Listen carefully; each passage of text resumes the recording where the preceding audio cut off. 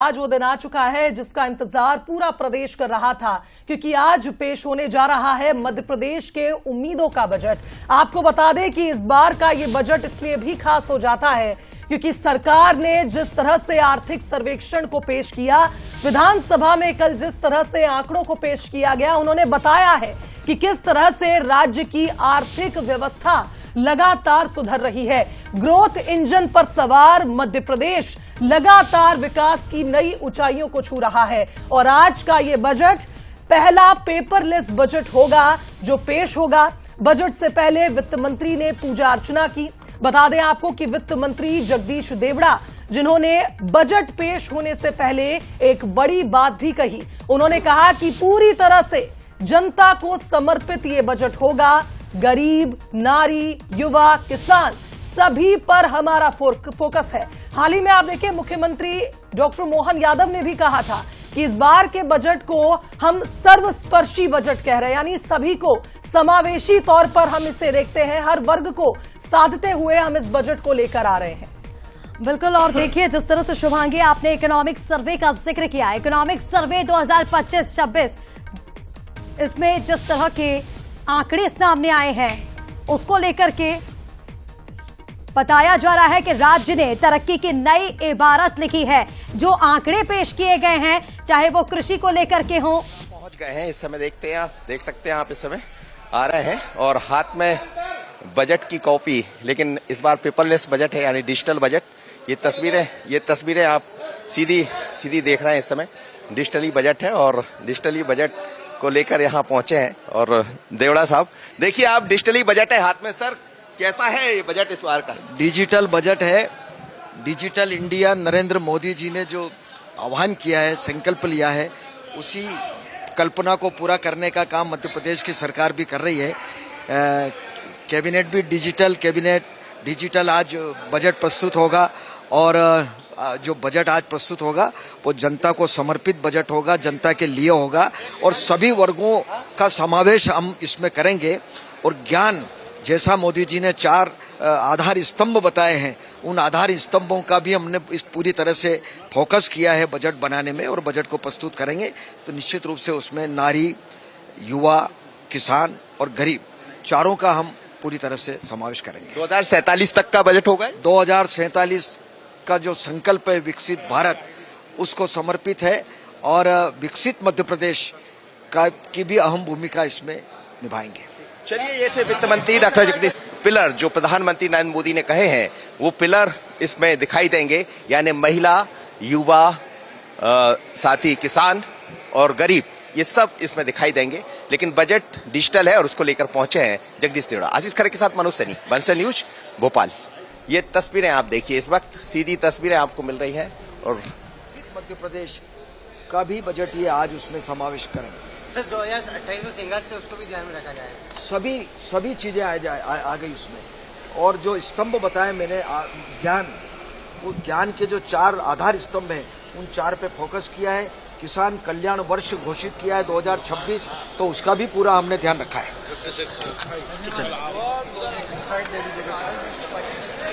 सुनो, हेलो।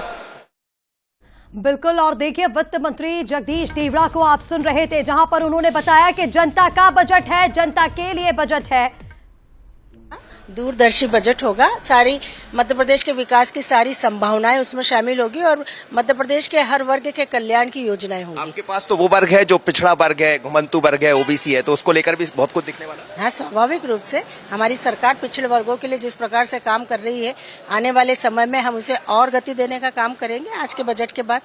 बहुत धन्यवाद आपका। ये थी कृष्णा गौर जो पहुंची हैं और ऐसे इस समय देखिए आप, तमाम सारे अफसर और मंत्री यहाँ पहुंच रहे हैं और थोड़ी ही देर में ये बजट आएगा। आशीष के साथ मनोज सैनी, बंसल न्यूज, भोपाल। तो जो आर्थिक सर्वेक्षण पेश किया गया है, गरीब, नारी, युवा, अन्नदाता, चारों वर्गों पर विशेष फोकस रहेगा। वित्त मंत्री ने कहा है कि पूरी तरह से ये जो बजट है वो जनता को समर्पित है। बजट जनता की उम्मीदों पर, मध्य प्रदेश वासियों के सपनों पर खरा उतरेगा। 4,85,000 करोड़ का ये जो बजट है वो पेश किया जा सकता है आज, और अब से बस अब कुछ ही समय बचा हुआ है जब ये बजट पेश किया जाएगा। तो आपको बता दें मध्य प्रदेश सरकार ने विधानसभा में, आपको बता दें, आज सुबह 11 बजे पटल पर यह बजट पेश किया जाएगा और उसके पहले जो इकोनॉमिक सर्वे निकल करके सामने आया है शुभांगी, वो बता रहा है कि किस तरह का आर्थिक स्थिति का पूरा ब्यौरा जब इसमें दिया गया तो जो आंकड़े सामने आए हैं, मध्य प्रदेश में विकास की जो दर है वो कितनी तेजी से आगे बढ़ी है। बिल्कुल सही कहा ऋषिका आपने, और बजट का आकार भी इस बार बढ़ेगा धीरे धीरे। जिस तरह से हमने देखा 2011-12 के भी आंकड़े साझा किए गए कि कैसे बजट के आकार को प्रतिवर्ष बदला गया, और निश्चित तौर पर यह बड़ी बात है कि अगर हम आंकड़ों को देखें, पर कैपिटा इनकम को देखें, तो अगर प्रदेश की पर कैपिटा इनकम यानी प्रति व्यक्ति आय में बढ़ोतरी हुई है तो ये साफ तौर पर संकेत देता है कि किस तरह से आर्थिक मोर्चे पर मध्य प्रदेश आगे बढ़ रहा है।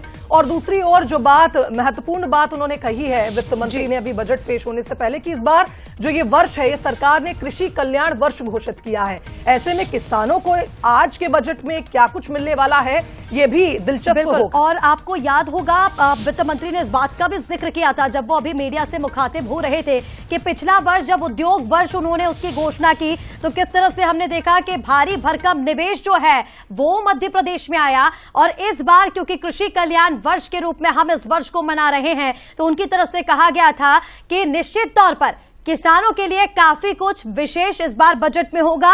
ये वो तस्वीरें हम आपको दिखा रहे हैं जब वित्त मंत्री जगदीश देवड़ा अपने घर से निकल रहे थे। सबसे पहले उन्होंने पूजा पाठ की, भगवान का आशीर्वाद लिया और माथे पर तिलक लगा करके, ये तस्वीरें देखिए, तिलक लगा करके घर से निकले, क्योंकि कहा जाता है भारतीय परंपरा में कि किसी भी शुभ काम की शुरुआत जो है वो मीठा खाकर भगवान का आशीर्वाद लेकर के की जाती है।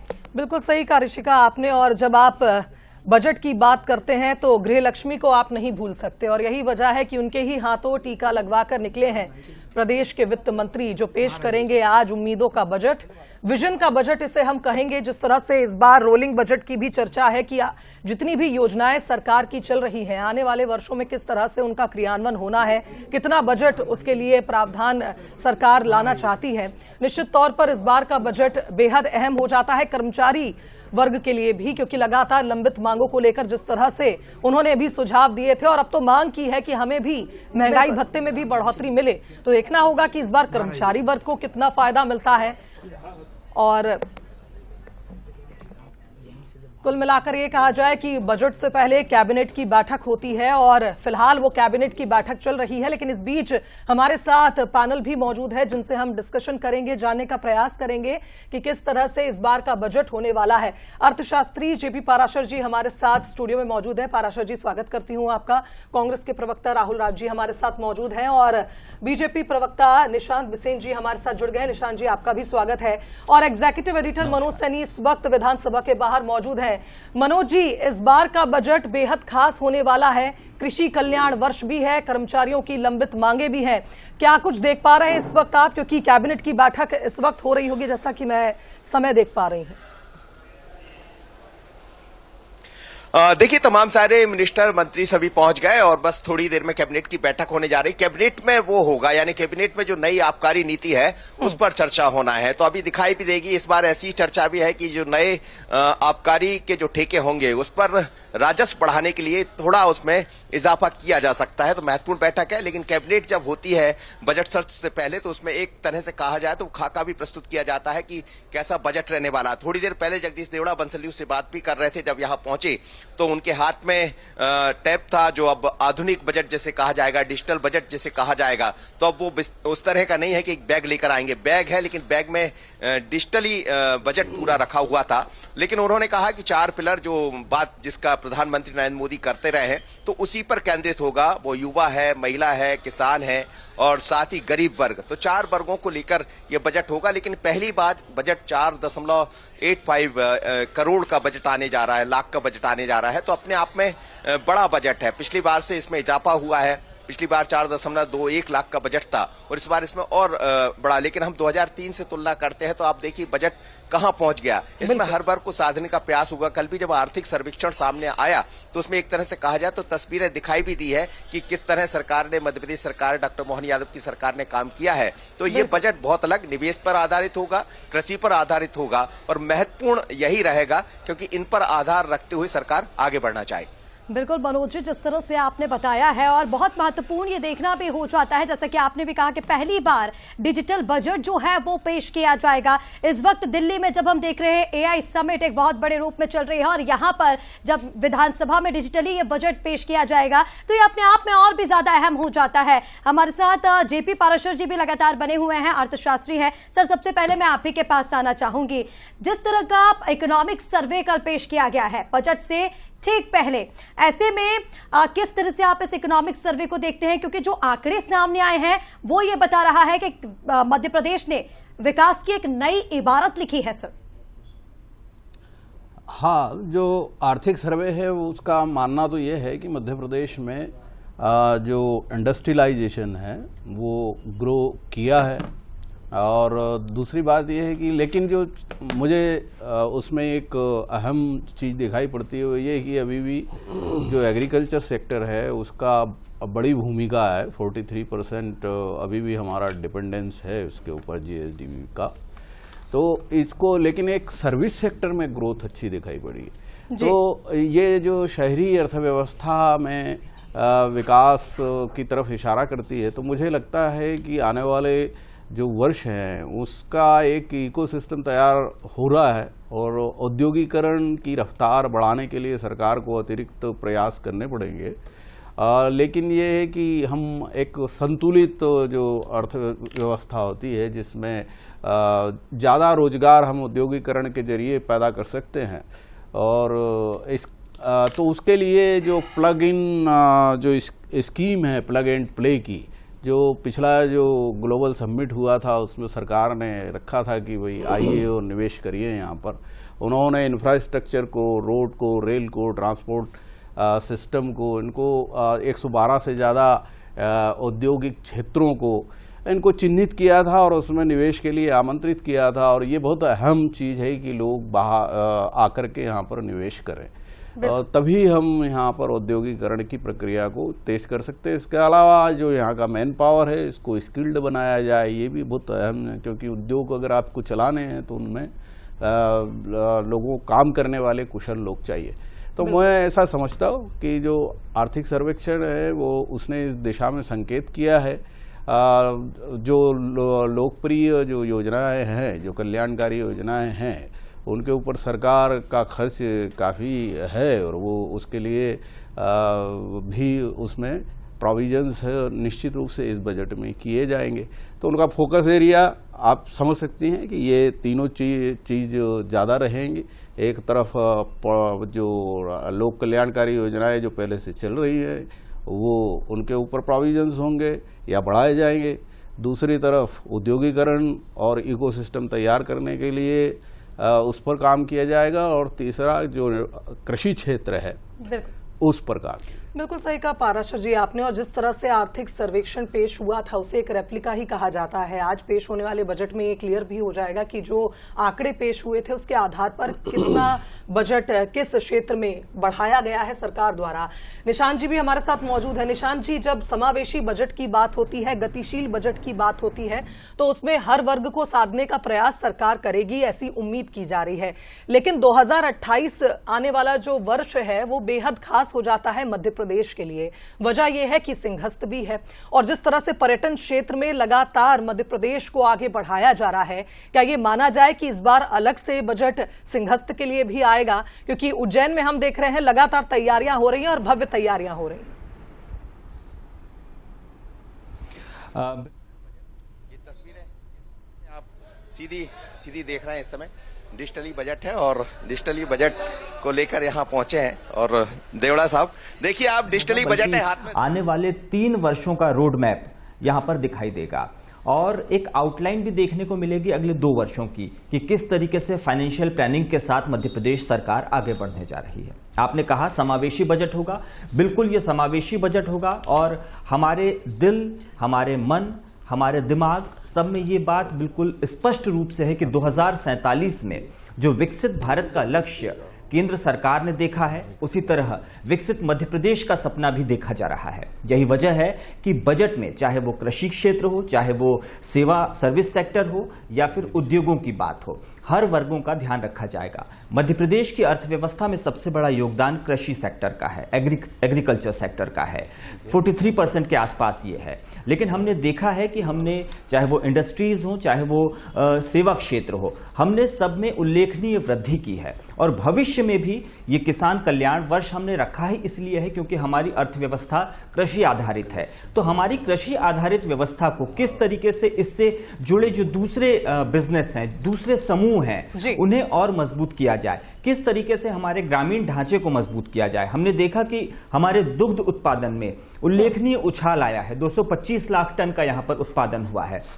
गांव में किस तरीके से नौकरियों का सृजन हो, किस तरीके से स्वरोजगार की दिशा में हम आगे बढ़ पाएं, इस पर सरकार का खासा फोकस रहेगा। जी बिल्कुल निशांत जी, और जिस तरह से आपने बताया कि हर वर्ग पर फोकस तो बना ही हुआ है, और जैसा कि आपने कहा कि सर्विस सेक्टर, और अभी जेपी पाराशर जी ने भी इसके बारे में जिक्र किया था कि रोजगार पर विशेष फोकस अगर सरकार का बना हुआ है तो निश्चित तौर पर विकास तो हो रहा है। हमारे साथ राहुल राज जी भी लगातार बने हुए हैं। सीधा मैं राहुल जी का ही रुख करना चाहूंगी। राहुल जी, आप कैसे इस बजट को देख रहे हैं, क्योंकि ये जानना बहुत महत्वपूर्ण होता है कि विपक्ष के मन में क्या है, वो कैसे इस बजट को देख रहा है। क्या आपको लग रहा है कि जो कल इकोनॉमिक सर्वे पेश किया गया उसमें जो आंकड़े सामने आए हैं, वाकई मध्य प्रदेश में विकास तेजी से हो रहा है?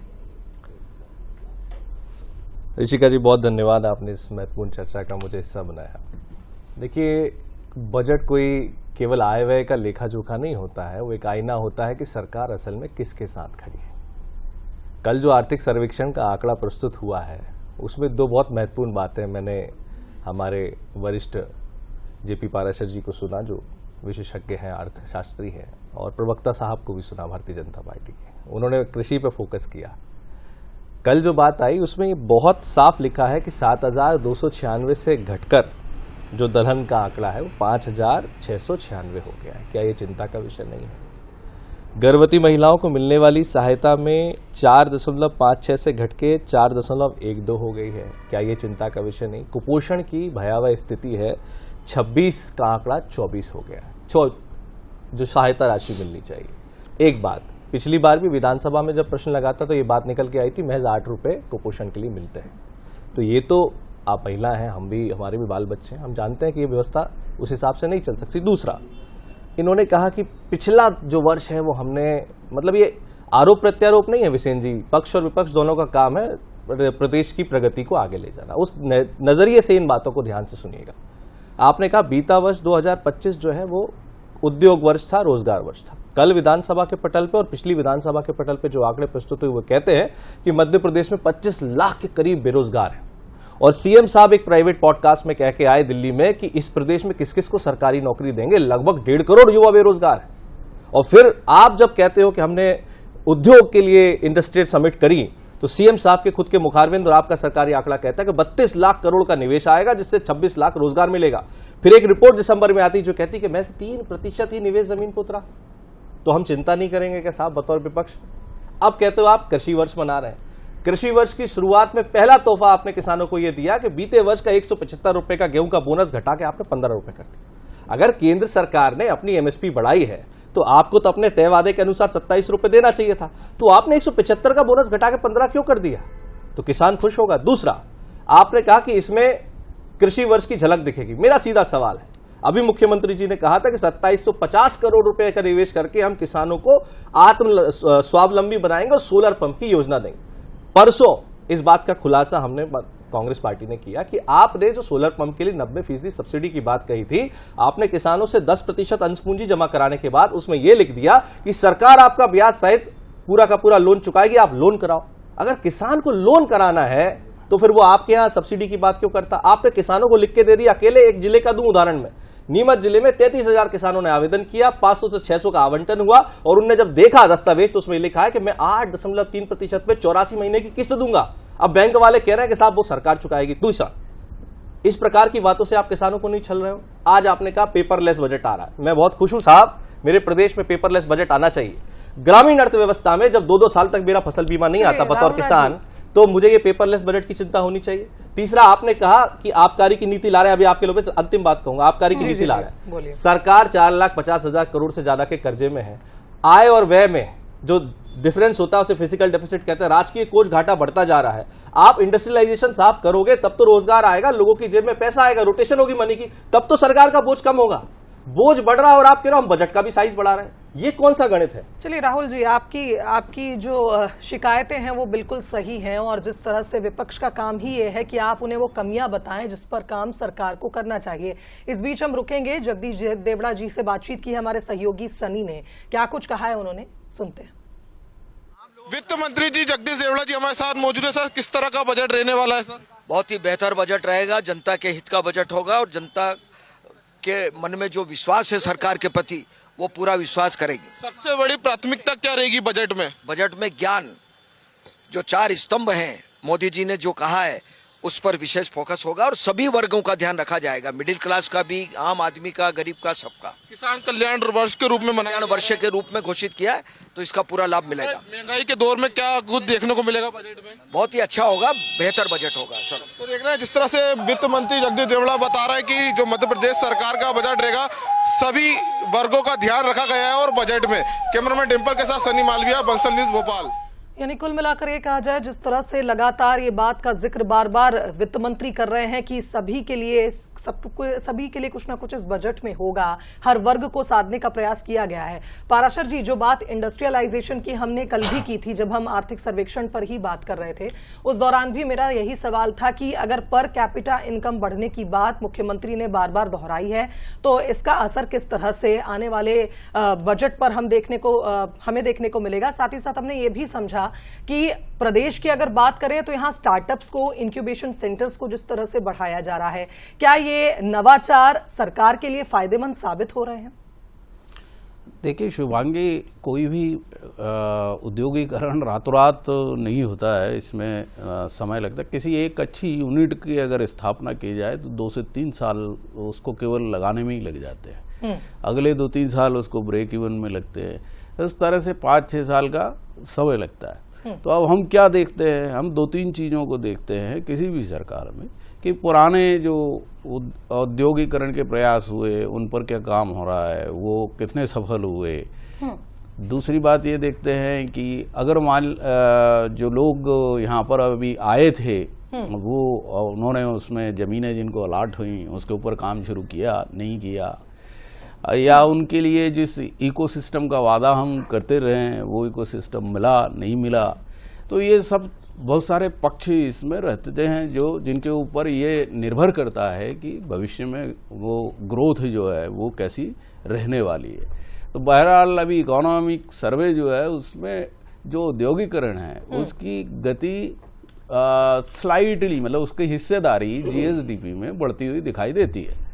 तो 19 मतलब तकरीबन 20% के आसपास है। तो लेकिन यह है कि इसको बढ़ाना चाहिए, कम से कम आने वाले वर्षों में थोड़ा तेजी से कैसे बढ़े इसकी दिशा में प्रयास किए जाने चाहिए। जहाँ तक कि स्टार्टअप्स वगैरह की बात है, स्टार्टअप्स हमेशा आप अगर उनका सेटअप, उनका तरीका काम करने का जाने तो वो हमेशा कैपिटल स्ट्रैप्ड होते हैं। उनको एक केवल ये नहीं है कि आप टैक्स में रिबेट दें, एक पूरा एक माहौल लगता है उनको, और उसमें सर्वाइवल की रेट भी बहुत ज़्यादा नहीं होती भारत में, तो फिर भी वो काफ़ी सफल हैं। उसका कारण है कि वो ज़्यादातर जो यंग प्रोफेशनल्स थे उन्होंने शुरू किए थे और वो अपने स्किल्स पर ज़्यादा डिपेंड करते थे बजाय कैपिटल इंटेंसिव होने के।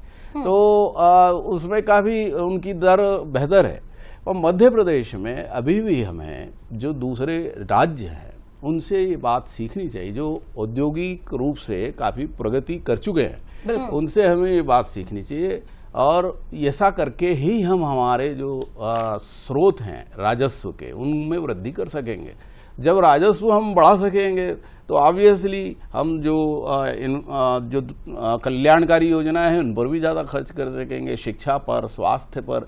ये जो तमाम मदें हैं जो ह्यूमन रिसोर्सेज वाली, इनमें निवेश तभी संभव हो पाएगा जब सरकार के पास में ज़्यादा खर्च। यानी कि अभी जो रफ्तार मुझे लगता है कहीं ना कहीं थोड़ी धीमी है, उसमें तेजी लाने की तेजी और लाने की राज्यों से जरूरत। सीखने की जरूरत है। बिल्कुल। राहुल जी ने भी इस बात का जिक्र किया था, निशांत जी से इस पर जवाब लेंगे, लेकिन उसके पहले आपको सुनाते हैं हमारे सहयोगी सनी मालवीय ने चर्चा की है देवेंद्र मोदी से बजट को लेकर, उन्होंने क्या कुछ कहा है, सुनिए। आज मध्य प्रदेश सरकार का बजट आने वाला है। इस समय हमारे साथ मंत्री मौजूद है। बात करें सर, किस तरह का बजट रहने वाला है? एक मिनट। आज का जो बजट है निश्चित रूप से गरीब, युवा, किसान और नारी सशक्तिकरण, जो चार माननीय मोदी जी ने बताए हैं कि 4 वर्ग हैं, उनके कल्याण को लेकर बजट होगा। और यशस्वी मुख्यमंत्री डॉक्टर मोहन यादव जी के नेतृत्व में ये जो बजट है वो विकसित मध्य प्रदेश की संकल्पना को लेकर ये मील का पत्थर साबित होने वाला बजट है। धन्यवाद। तो देख रहे हैं जिस तरह से मंत्री मोदी जी बता रहे थे कि सभी वर्गों को लेकर ये बजट बताया जा रहा है। कैमरामैन डिम्पल के साथ सनी मालवीय, बंसल न्यूज़, भोपाल। तो देखिए, इस बजट को बताया जा रहा है जो जनता को समर्पित है, विकास की दिशा तय करेगा। और चलिए, हमारे साथ निशांत बिसेन जी भी लगातार बने हुए हैं। बिसेन जी, आप जवाब भी दीजिएगा। राहुल जी ने भी कई बातों का बीच में अभी जिक्र किया, जिस तरह से वो इंडस्ट्रियल एरिया में निवेश को लेकर के बात कर रहे हैं, सेक्टर में इंफ्रास्ट्रक्चर की बात कर रहे हैं, वो कह रहे हैं। और अभी जेपी पाराशर जी को भी आपने सुना होगा, वो भी ये कह रहे हैं कि अभी और राज्यों से सीखने की जरूरत है, रफ्तार जो है वो धीमी चल रही है, क्योंकि जब तक निवेश आ रहा है, राजस्व नहीं आएगा, तब तक रोजगार के अवसर आप कैसे युवाओं को देंगे सर? देखिए, मैं अभी राहुल जी की बातों को सुन रहा था। उनकी जो आलोचनाएं थी उसमें एक राजनीतिक प्रतिद्वंदिता ज्यादा समझ में आ रही थी। आज बजट का मौका है, आज मध्य प्रदेश के विकास को लेकर एक सकारात्मक सोच के साथ, एक विजन के साथ आगे बढ़ने की जरूरत है। मध्य प्रदेश में उद्योगों के लिए माहौल तैयार हुआ है, क्या इस बात से इनकार किया जा सकता है? आज जिन परिस्थितियों से निकलकर विगत 2 दशक पहले का मध्य प्रदेश और आज के मध्य प्रदेश को देखिए, उद्योगों के लिए माहौल तैयार हुआ है। देश विदेश की कंपनियां यहां आ रही हैं। पहले रीजनल कॉन्क्लेव हुए, उसके बाद हमने इंडस्ट्रियल समिट हुई, उसके बाद 12 लाख करोड़ रुपए के निवेश प्रस्तावों पर काम चल रहा है। रोजगार और स्वरोजगार की दिशा में काम चल रहा है। एक सिंगल विंडो सिस्टम तैयार हुआ है, जिससे जो कंपनियां हैं वो यहां पर सहजता के साथ आगे बढ़ने की कोशिश कर रही हैं। पहले मध्य प्रदेश में ऐसा नहीं होता था। हम बीमारू से निकलकर आज विकासशील मध्य प्रदेश बन चुके हैं। मैं लौटूंगी आपके पास। वित्त मंत्री जगदीश देवड़ा ने बातचीत की है बंसल न्यूज से, एग्जीक्यूटिव एडिटर मनोज सैनी ने उनसे क्या कुछ बात की है वो सुन लेते हैं।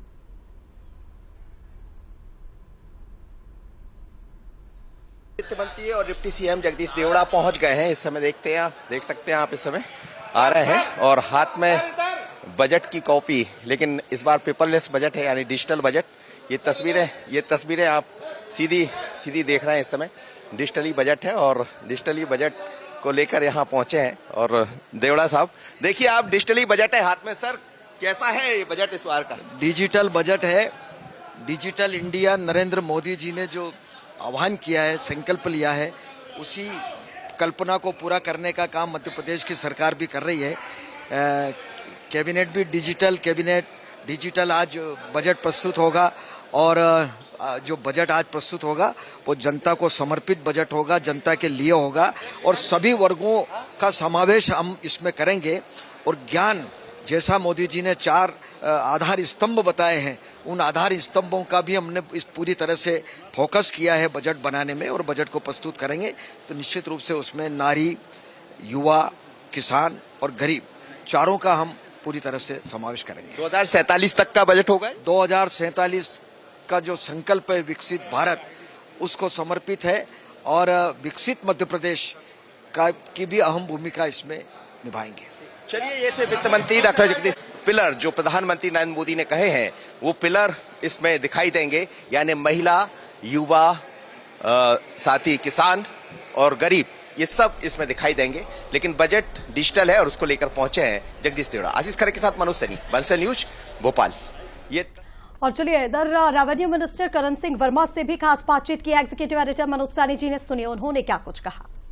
राजस्व मंत्री आप देख सकते हैं पहुंचे हैं करण सिंह वर्मा जी, और राजस्व बड़ा महत्वपूर्ण हो जाता है 2026 के बजट के लिहाज से। सर, 2026 का बजट आने जा रहा है, राजस्व की मध्य प्रदेश का बजट रहेगा, बहुत ही अच्छा बजट रहेगा। जी, किस तरह की चीजें दिखाई देने वाली है, खासकर कृषि, एग्रीकल्चर और आपके साथ तो राजस्व जैसा विभाग? सबको बजट में मिलेगा, सबको लाभ होगा। ये किसानों का बजट है, सबको मदद मिलेगा। चलिए, ये इस समय देखते हैं राजस्व मंत्री यहाँ पहुंचे हुए हैं और करण सिंह वर्मा जी जो ये कह रहे हैं कि विकसित भारत का बजट होगा, और तस्वीरें लगातार आप देख रहे हैं। तो कुल मिलाकर ये कहा जाए लगातार रिएक्शंस मिल रहे हैं। इस बीच लखन पटेल का क्या कुछ कहना है वो भी सुन लीजिए। कैसा होगा बजट लखन जी, क्या नजर आने वाला है? सब खास तौर से ये वर्ष जो कृषक कल्याण वर्ष के रूप में मनाया जा रहा है, तो निश्चित रूप किसानों के लिए कुछ न कुछ नई सौगातें मिलेंगी। और जैसा हम जानते हैं कृषक कल्याण वर्ष मनाया जा रहा है, तो इसके जुड़े हुए जो विभाग हैं उन सब पर भी फोकस किया जाएगा, ऐसा पूरा भरोसा। विभाग को क्या मिलने वाला है? निश्चित रूप से बहुत कुछ मिलेगा, क्योंकि हमारा अहम भूमिका है हमारी कृषक कल्याण वर्ष में हमारे विभाग की। बहुत धन्यवाद। तो बड़ी भूमिका कह रहे थे पशुपालन मंत्री की, इस बार हमारी बड़ी भूमिका है, कृषि कल्याण वर्ष है, हमारी सरकार ने घोषित किया है। निशान जी, आप अपनी बात पूरी करिए, फिर इसके बाद मैं राहुल जी के पास जाऊंगी। जी बिल्कुल, मैं यही बात कहना चाह रहा था कि उद्योगों के लिए इस प्रदेश में अच्छा माहौल तैयार हुआ है। हम कृषि आधारित अर्थव्यवस्था हैं और यही वजह है कि इस किसान कल्याण वर्ष में कृषि और इससे जुड़े जो दूसरे उद्योग धंधे हैं, जो हमारी रूरल इकोनॉमी है, हमारा जो बुनियादी ढांचा है, उसे मजबूत करने की सरकार की कोशिश है। हम इसी दिशा में आगे बढ़ रहे हैं। यही वजह है कि मध्य प्रदेश सरकार वृंदावन ग्राम योजना जैसी एक महत्वपूर्ण योजना लेकर आ रही है, जिससे पूरा जो ग्रामीण आधारभूत हमारा ढांचा है वो व्यवस्थित हो, वो मजबूत हो और गांव में ही हमें रोजगार और स्वरोजगार के साथ हम स्वावलंबन की तरफ आगे बढ़ पाएं। ये हम जमीनी स्तर पर काम कर रहे हैं। इसके अलावा उद्योगों के लिए सरकार की योजनाएं आपके सामने लगातार क्लियर हैं। जिस तरीके से माननीय मुख्यमंत्री डॉक्टर मोहन यादव जी तेजी लाने की भी जरूरत है। निशांत जी, तेजी लाएंगे तब जाके रोजगार के अवसर युवाओं को मिलेंगे। बिल्कुल तेजी ला रहे हैं हम दिन ब दिन देख रहे हैं। आपने इकोनॉमिक सर्वे में देखा कि किस तरीके से हमारे उद्योग धंधे आगे बढ़ रहे हैं। मैं डाटा देख पा रहा हूं, हमने लगभग 75,000 से 80,000 रोजगारों का सृजन किया। मध्य प्रदेश में 12 लाख करोड़ रुपए के निवेश पर काम चल रहा है, तो ये तेजी ही है माननीय।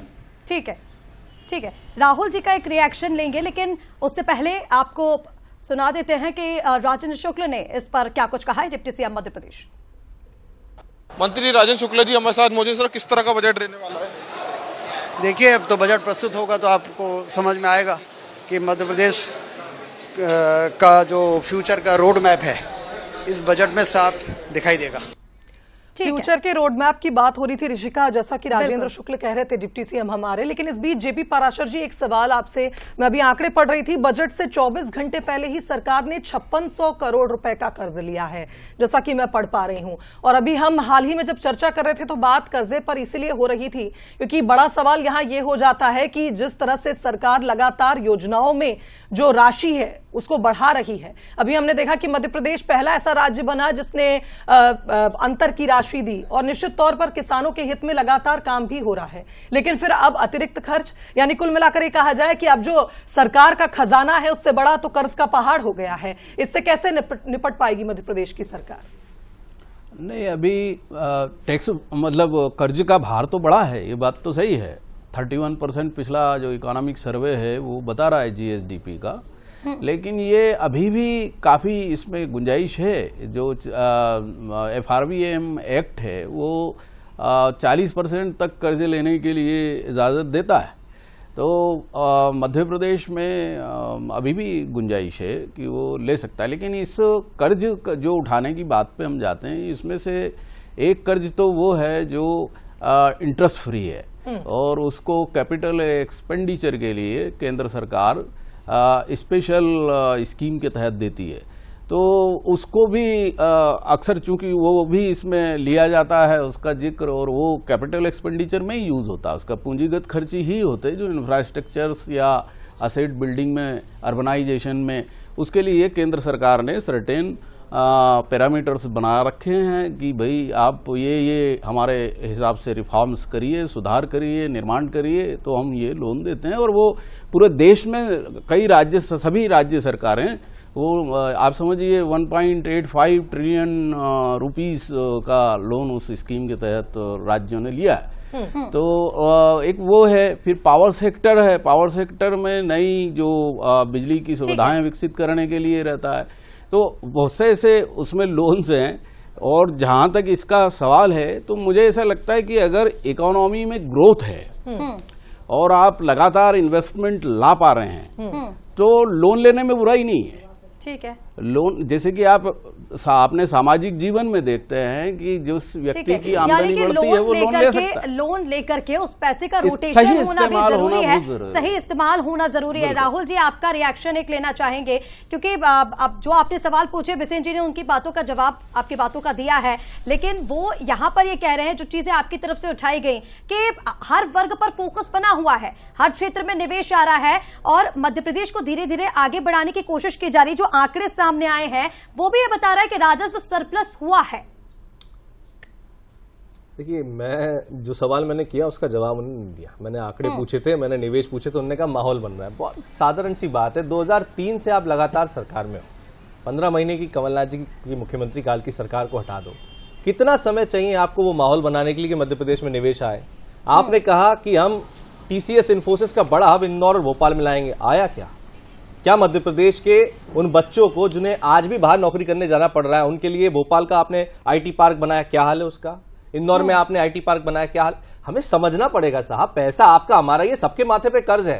एंकर हो, चाहे वो पत्रकार हो, चाहे वो युवा हो, चाहे वो नेता हो। दूसरी बात, आपसे मैंने बहुत प्यार से पूछा, 4,50,000 करोड़ से ज्यादा का कर्ज है, अभी आपने बताया 5600 करोड़ रुपए का कर्ज और ले लिया।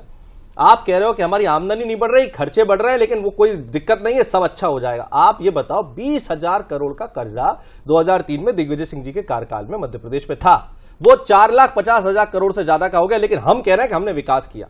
ये कौन सा विकास है कि हम कर्ज ले रहे हैं लेकिन लोगों की आमदनी नहीं बढ़ रही? एक दूसरा, अब आता हूं मैं कृषि पे, क्योंकि बार बार आप कह रहे हो कृषि कृषि कृषि।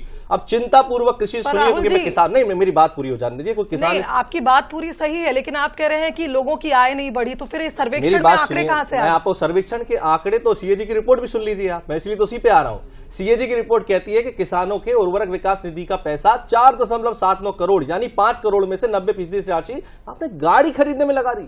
और कृषि मंत्री वहां बयान दे रहे हैं विधानसभा में कि गाड़ी नहीं खरीदे क्या? अब मैं आपसे पूछता हूं, आपने ग्रामीण अर्थव्यवस्था के लिए व्यवस्था क्या होनी चाहिए? किसान क्या मांगता है? सस्ती खाद, सस्ती बिजली, सस्ता उसको चाहिए अपना क्या बोलते हैं बीज। लेकिन आप बताइए, आपने ट्रैक्टर पे जीएसटी कम करी क्या आज के बजट में? नहीं, मुझे पूछने दीजिए ना, आज के बजट में निशान जी से ले लेते हैं, तो मुझे पूछ लेने दीजिए, आज के बजट में निशान जी क्या जीएसटी कम हो रहा है ट्रैक्टर? ठीक है, क्या आप बताइए, क्या उर्वरक की वो जो जवाब दे दीजिए। ठीक है राहुल जी, बहुत सारे सवाल हो गए, अब जवाब भी तो आप ले लीजिए ना, आप सुनेंगे नहीं तो आपको समझ में कैसे आएगा। बिसेन जी, जवाब दे दीजिए। कई सारे मुद्दे उन्होंने उठाए हैं, कृषि से लेकर जिन क्षेत्रों का आपने जिक्र किया कि उसमें विकास हो रहा है, उसी में राहुल जी ने सवाल खड़े किए, जल्दी से जवाब दे दीजिए। राहुल जी को दिग्विजय सिंह जी का शासनकाल बहुत याद आ रहा है। उन्हें लगता है कि उस दौर में कांग्रेस ने बहुत बेहतर किया, लेकिन हम जानते हैं उस लालटेन युग से निकालकर हम प्रदेश को राहुल जी, आप पहले सुन लीजिए, आंकड़े भी दे रहे हैं। आपने ही अभी उस युग की, आपने ही उस अंधकार युग की चर्चा की, इसलिए मुझे उस विषय पर आना पड़ा।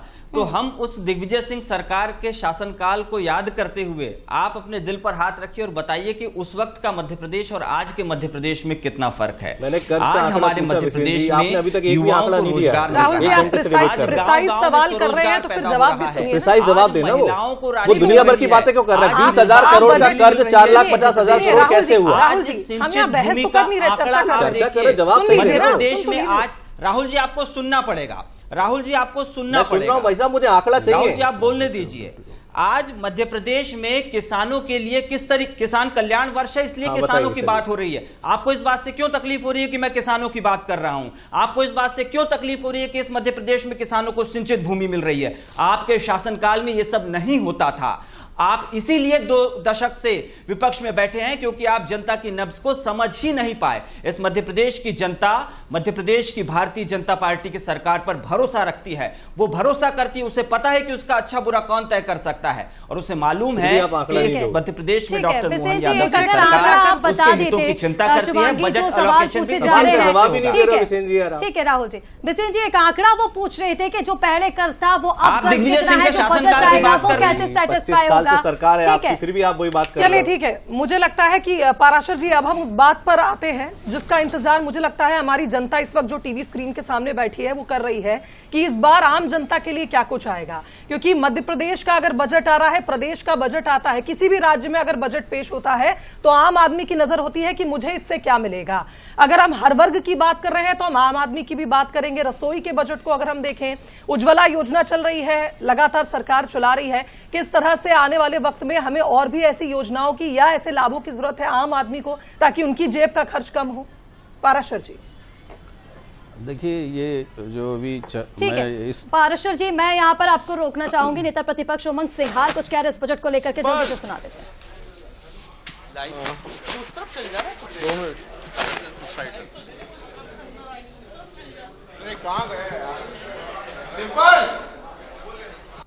ठीक है, चलिए, शायद कोई तकनीकी समस्या, उनकी आवाज नहीं मिल पा रही है। पाराशर जी जल्दी से अपनी बात पूरी कर दीजिए। जहाँ तक ये बात है कि 2003 में जब जीएसडीपी का आंकड़ा था 95,000-96,000 करोड़ का, आज है 16.69 लाख करोड़ का। ऑब्वियसली उस प्रोपोर्शन में लोन्स बढ़ेंगे और लोन्स के टाइप्स भी चेंज हुए हैं। तो ये तुलना इस तरह से करना ही बड़ा बेईमानी कि उस समय इतना कर्ज था, आज इतना कर्ज है। लेकिन जो बुनियादी बात है वो ये है कि उस समय जीएसडीपी का कितना % कर्ज था, आज जीएसडीपी का कितना % कर्ज है ना। दूसरी बात ये है कि जो इंफ्रास्ट्रक्चर है वो उस समय क्या था, आज क्या है, इसी तरह की तुलनाएं की जा सकती है। बिल्कुल बदलाव की बात भी हो रही है, लगातार हम देख रहे हैं कि बदलाव की बात हो रही है। लोगों के जीवन स्तर में क्या फर्क आए हैं। पाराशर जी, मैं आपके पास लौटूंगी। हमारे साथ कुछ रिएक्शंस भी लगातार सामने आ रहे हैं। उमंग सिंघार ने क्या कुछ कहा, नेता प्रतिपक्ष ने वो भी सुना। जो प्रदेश के गरीबों का मजाक उड़ा रहे हो, क्या प्रति व्यक्ति 15 से 20 हजार रुपए आय हो गई है? या इन प्रदेश के छोटे लोगों का मजाक उड़ाया जा रहा है। एक तरफ आप गरीबों के लिए योजना चला रहे हो, अगर गरीबी के लिए योजना आप चला रहे हो तो फिर ये 1,70,000 रुपए मिलते हैं, 10,000 कैसे? 5 लाख करोड़ का कर्ज हो चुका है, 6,500 करोड़ रुपए ये ले रहे, 250 करोड़ रुपए प्रतिदिन के हिसाब से। लेकिन ये जो तिजोरी है, इस सरकार की तिजोरी नहीं है, आम जनता के पैसों की तिजोरी है। मैं यही कहना चाहता हूं कि किस्त भर रही है जनता और पैसे लेके घी पी रही है सरकार के मंत्री। तो ये किस्त क्या प्रदेश की जनता कब तक भरेगी, सरकार बताए। तो जनता किस्त कब तक भरेगी, नेता प्रतिपक्ष ने सवाल किया है। लेकिन इस बीच बड़ी खबर यह है कि कैबिनेट में बजट को मंजूरी मिल चुकी है और अब कुछ ही देर बाद मध्य प्रदेश का विजनरी बजट पेश होगा। वित्त मंत्री जगदीश देवड़ा इस बजट को लेकर आएंगे और जिस तरह से आप देखिए अब कैबिनेट ने भी मंजूरी चुकी दे दी है, तो अब धीरे धीरे वो वक्त नजदीक आ रहा है जब विधानसभा में बजट पेश किया जाएगा। 2025-26 के बजट को ध्यान में रखते हुए इस बार क्या कुछ नया लेकर आई है सरकार 26-27 के लिए, देखने वाली बात होगी।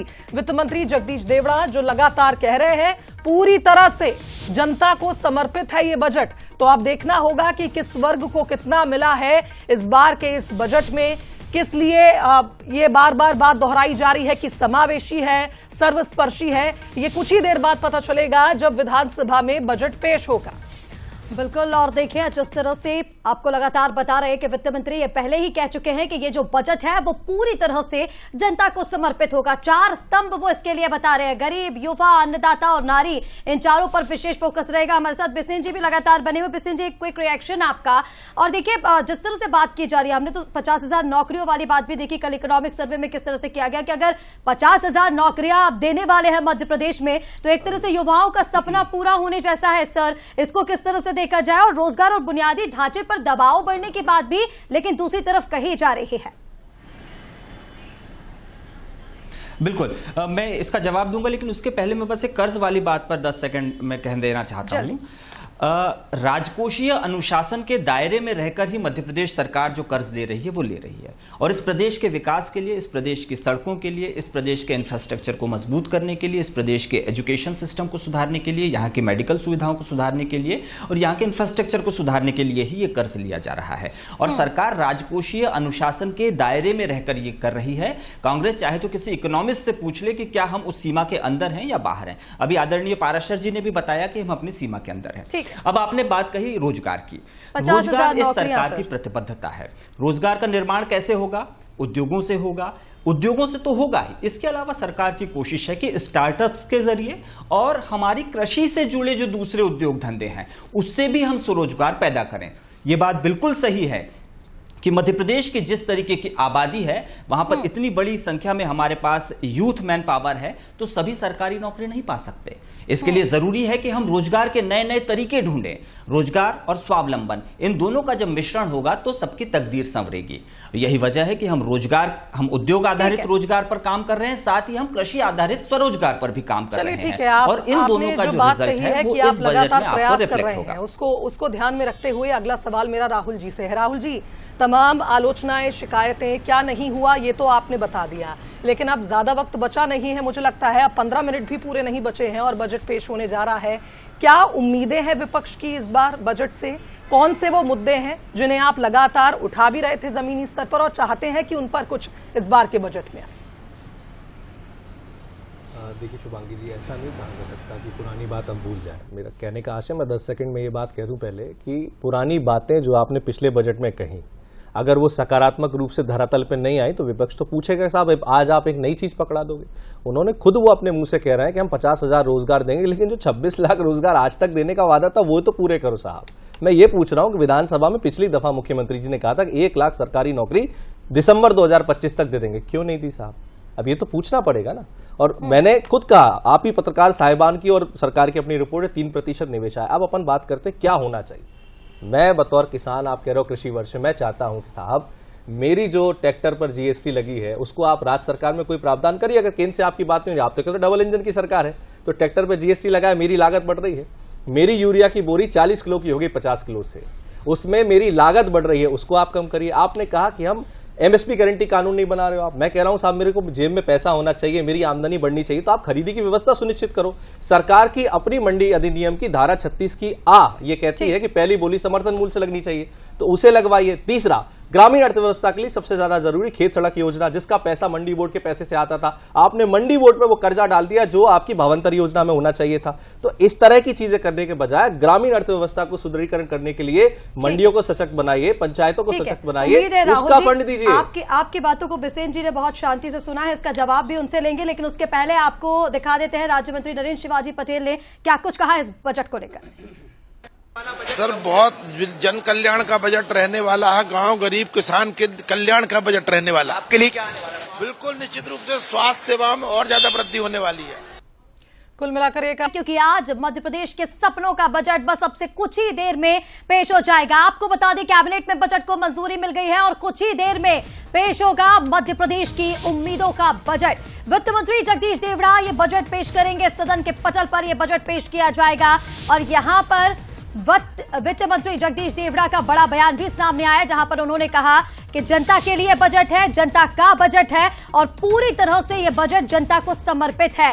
4 स्तंभों का उन्होंने जिक्र किया, जिसमें गरीब, युवा, अन्नदाता, नारी, इनका जिक्र किया गया है और इन्हीं 4 स्तंभों को आधार बना करके इस बजट को आज पेश किया जाएगा। फोकस रहेगा शुभांगी, हंगामा भी विपक्ष का देखने को मिल रहा है। गुल्लक लेकर पहुंचा है विपक्ष, सीधी तस्वीरें हमारे दर्शकों को हम दिखा रहे हैं और किस तरह से आप देख सकते हैं हाथ में गुल्लक और हाथों में तख्तियां। जहां एक और बात हो रही है $2 ट्रिलियन तक इकोनॉमी को ले जाने की मध्य प्रदेश की, तो दूसरी तरफ विपक्ष गुल्लक लेकर पहुंचा है। खनखनाहट जोर है, अंदर हालत कमजोर है, इस बात का जिक्र किया जा रहा है। देखिए हाथों में आप देखेंगे नेता प्रतिपक्ष मन सिंघार आपको नजर आएंगे, एक्सक्लूसिव तस्वीरें आपको दिखा रहे हैं। बजट अब से बस कुछ ही देर में, लगभग 11 मिनट का समय जो है अभी बचा हुआ है और उससे पहले विपक्ष का यह हंगामा। में डूबी सरकार ने पूरा जनता का पैसा लूट लिया। जनता का पैसा कहाँ गया, सरकार हिसाब दे। जनता का पैसा कहाँ गया, सरकार हिसाब दे। गरीबों की कमाई कहाँ गई और जनता का हिसाब दे सरकार। और ये बजट को कर्जा लेकर ये सरकार अपने आप को गौरवान्वित महसूस करती है। सबसे बड़ी बात यह है कि कर्जा लेकर अपने आप को गौरवान्वित महसूस करती है। देखिए तस्वीरें इस वक्त बजट के बाहर की, ये तस्वीरें आप देख सकते हैं। इस समय विपक्ष के जो लोग हैं वो यहाँ पहुंचे हैं और हंगामा कर रहे हैं, लेकिन हंगामा के साथ ही हाथ में गुल्लक लिए हुए हैं कि कर्ज लेकर देश को चलाया जा रहा है, प्रदेश को चलाया जा रहा है। आशीष करे के साथ मनोज सैनी, बंसल न्यूज, भोपाल। तो निशान जी जिस तरह से हमारे साथ मौजूद है उनसे मैं जरूर सवाल करूंगी इस बात पर, जिस तरह का प्रदर्शन यहां पर किया गया है विपक्ष द्वारा। वैसे तो विधानसभा की कार्यवाही जब हमने इससे पहले देखी थी उस दौरान भी कुछ ऐसा ही हाल था, शीतकालीन सत्र के दौरान भी, जब एक एक कर हर मुद्दे को उठाने के लिए विपक्ष ने सांकेतिक रूप से कई तरह के प्रयास भी किए मुद्दों को उठाने की। निशान जी, 2 ट्रिलियन डॉलर की जो इकोनॉमी की हम बात कर रहे हैं, ये दावा मुख्यमंत्री ने ही किया है और उनका ये मानना है कि ये जो बजट है ये बुनियाद रखेगा विकसित और विजन 2047 की। लेकिन बात यहां पर फिर ये आ जाती है कि जिस तरह के आरोप लग रहे हैं, हिसाब नहीं मिल रहा है, लगातार ये कहा जा रहा है कि टैक्स की वसूली होती है पर जमीनी स्तर पर वो विकास नहीं दिखता, जिसका दावा लगातार किया जाता है। किस तरह से आप विकसित मध्य प्रदेश 2047 के इस विजन को देख रहे हैं और इस बार के बजट में इस पर क्या कुछ? जी बिल्कुल, अब विपक्ष गुल्लक लेकर जाता है या कोई पात्र लेकर जाता है तो ये उसकी मंशा है, ये उसकी सोच है। लेकिन भारतीय जनता पार्टी की सरकार मध्य प्रदेश के आत्मसम्मान को आगे लेकर चलने वाली सरकार है। हम अभ्युदय मध्य प्रदेश के साथ आगे बढ़ने वाले लोग हैं। यही वजह है कि मुख्यमंत्री जी मध्य प्रदेश को 2 लाख करोड़ रुपए की इकोनॉमी बनाना चाहते हैं। इसमें इतने शून्य हैं जो बोलते भी नहीं बनते। ऐसा हमारा सपना है। हम सपने देखने और सपने पूरे करने वाले लोग हैं। यही वजह है कि 2047 में मध्य प्रदेश को विकसित भारत के साथ विकसित मध्य प्रदेश भी बनाया जाना है।